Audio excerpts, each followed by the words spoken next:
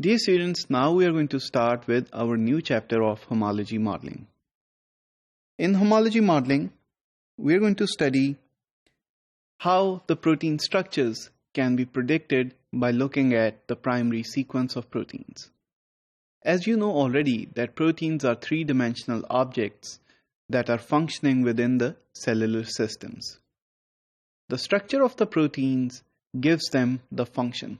If a protein is unfolded and is in its non-native form, then it cannot undertake that function which it was supposed to while it was folded.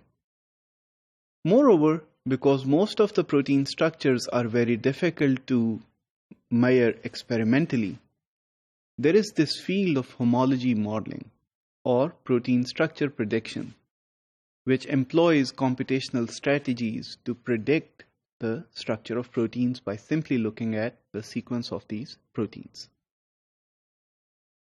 As you already know that the protein function is dependent on the protein structure.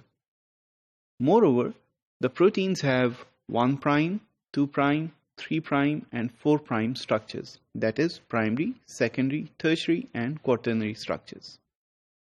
The primary structures of these proteins is essentially its amino acid sequence. The amino acid sequence in proteins is measured typically by Edman degradation or by mass spectrometry. So once you have an unknown protein with you, you can find its amino acid sequence using one of these two strategies.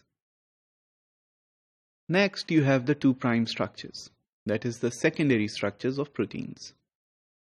The secondary structures of proteins include helices, beta sheets, loops, and coils.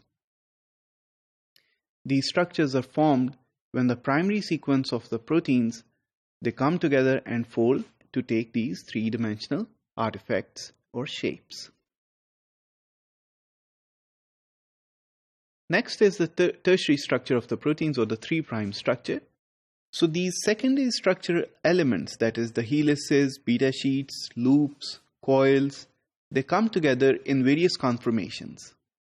So once the secondary structures they combine to take an overall form, this is the tertiary structure or the protein structure.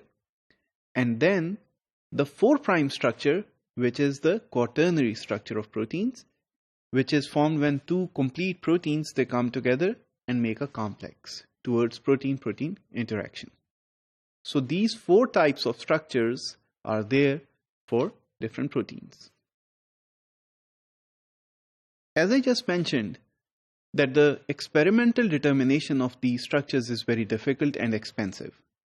However, 2 strategies exist, that is the X-ray crystallography and the NMR spectroscopy, in which you can use the proteins and find out their three-dimensional structure.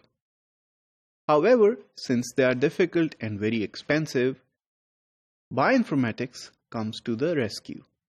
Bioinformatics tools and algorithms can help predict the three-dimensional structure of proteins by simply looking at their primary sequence.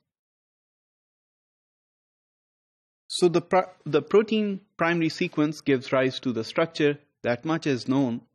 So if another protein which has a similar sequence, right?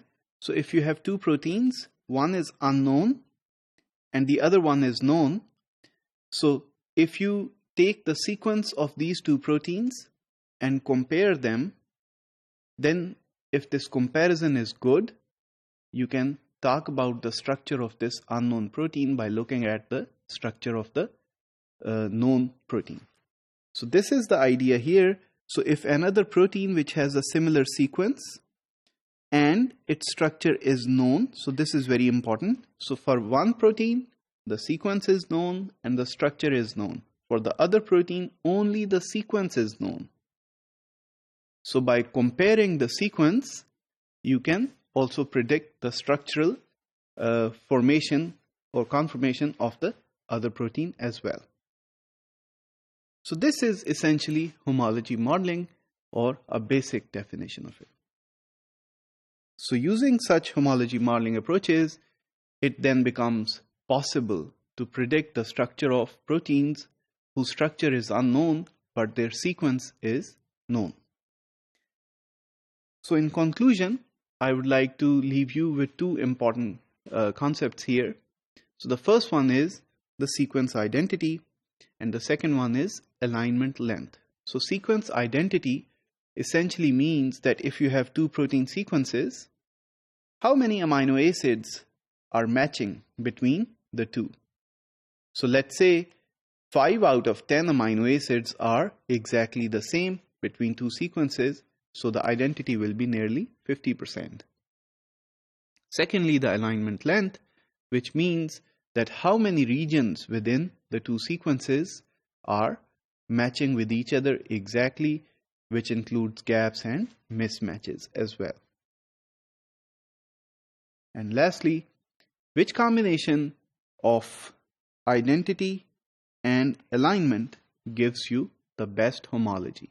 So this is a question which we will deal with later.